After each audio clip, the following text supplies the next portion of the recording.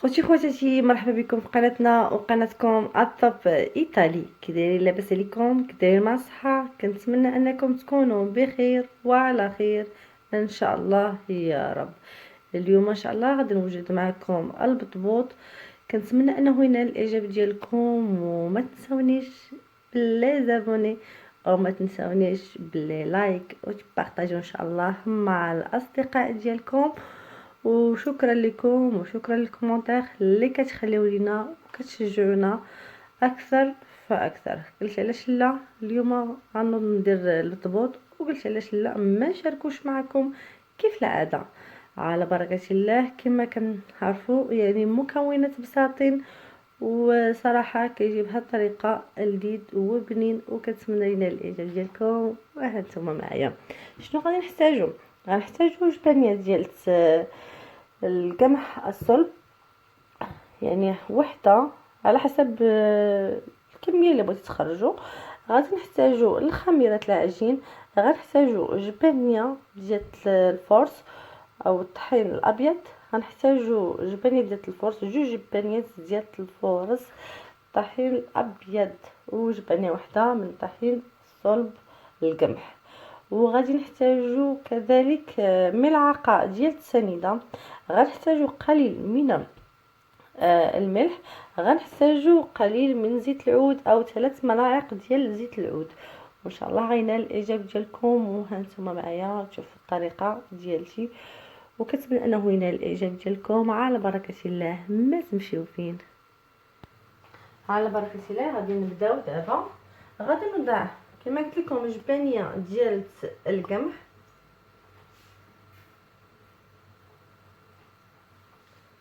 غادي نوضعو جبانيه ديال الفورص، يعني داكشي كامل على حسب الكميه اللي بغيتي تخرجي. غنوضع نضيف الكميه الثانيه ديال الفورص كما قلت لكم، جبانيه ديال القمح وجوج ديال الفورص. غادي نحتاجو كذلك ملعقه ديال السنيده، غنحتاجو الملحه على حسب الذوق، يعني الملحه عندك ميزانك. غادي نوضع الخميره،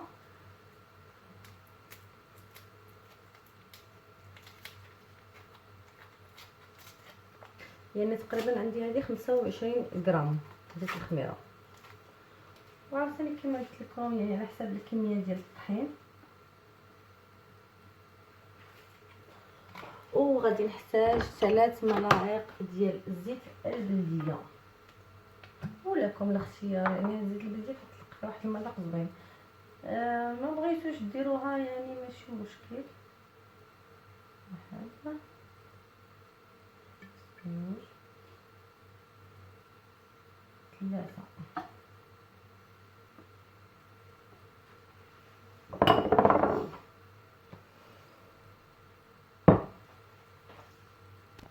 بعد ما ضفت الطحين ديالي كما قلت لكم والخميره والملحه و3 معالق ديال الزيت وملعقه ديال السكر، غادي نضيف عليه دابا الماء ديالنا عادي، الماء دافي على حسب عاوتاني الطحين واش كيشرب ولا لا. من الاحسن انه يكون هذا العجين شويه خفيف.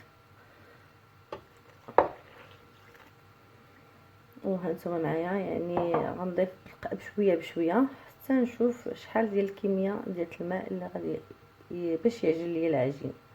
هانتوما معايا كما شفتوا معايا، يعني العجينه خليتها خفيفه ماشي ثقيله. بعد ما تعجنات العجين ديالي غادي ندير شويه ديال الطحين. انا فضلت انني ندير هذا ديال الطحين الصلب، يعني القمح الاصفر هذا.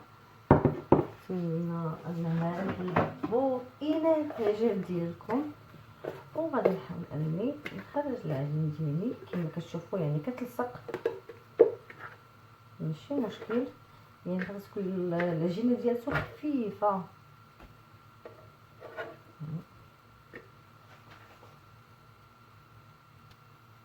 ماشي مشكل الا كانت العجينه خفيفه، يعني كنحاول اننا نجمعوها، يعني من الاحسن كتكون خفيفه، كيجي حتى البطبوط خفيف.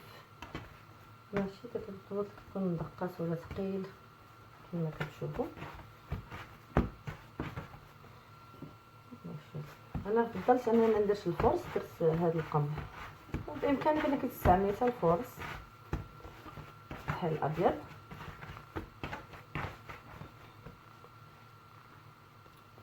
دابا نقسم العجين ديالتي على حسب الحجم اللي بغيت.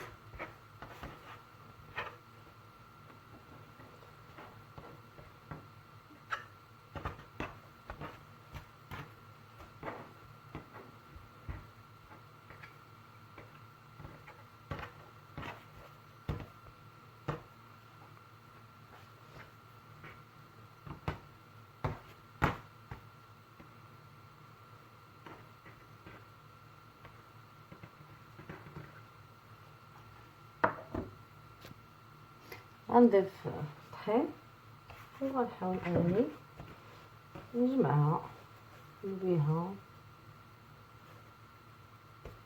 بعد ما غادي نلويها وهانتوما معايا ان شاء الله.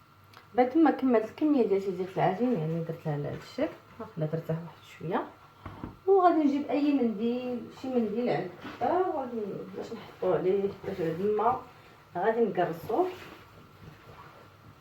ندير على هذا الشكل، هذه ونوضعو كما كتشوفوا.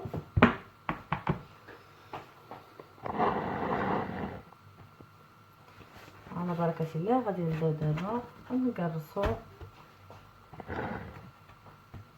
العجين ديالنا. بامكانك انك كما قلت لكم ديروا الفرص، وكل واحد ليه الاختيار.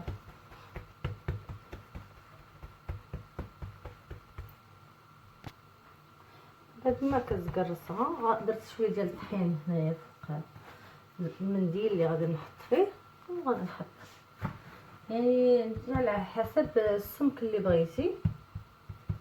بغيتيهم رقاق ولا بغيتيهم غلاظين، لك الاختيار.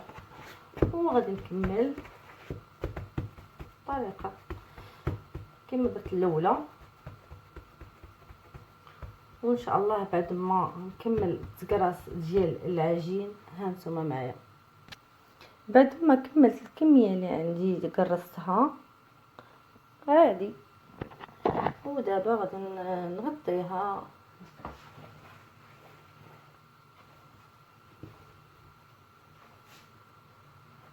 ونخليوها تخمر. بما خمرات وهانتوما معايا ان شاء الله باش نطيبوها.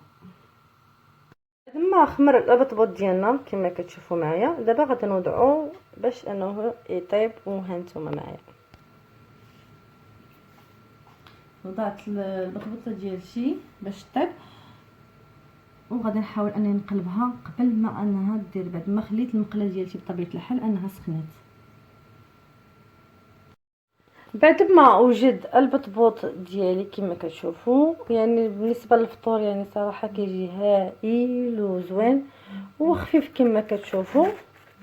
وكنتمنى انه ينال الاعجاب ديالكم، وشكرا لكم وشكرا لانضمامكم للقناه، وشكرا لكل واحد درجه تابونا في لاشين وخلى لنا كومونتير. وقلت علاش لا ما نشاركوش معكم، يعني درتو على حساب الفطور وشاركتوا معكم. كنتمنى ينال الاعجاب ديالكم، وانتي كيف العاده درجه ابوناي في لاشين.